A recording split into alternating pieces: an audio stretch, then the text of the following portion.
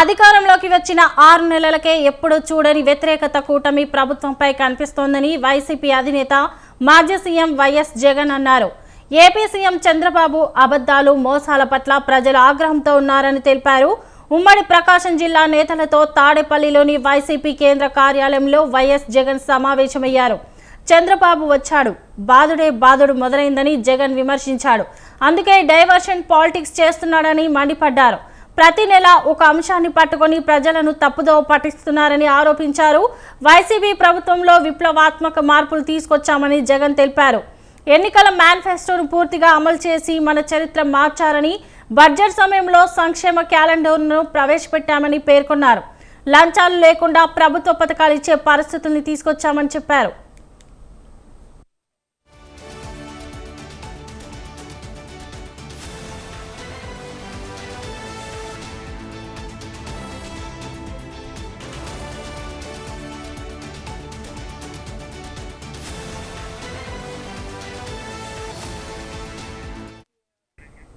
Ramayapatnam port దశాబ్దాల కళ అని, దాన్ని కట్టింది వైసీపీ ప్రభుత్వమే అని జగన్ గుర్తుకు చేశారు.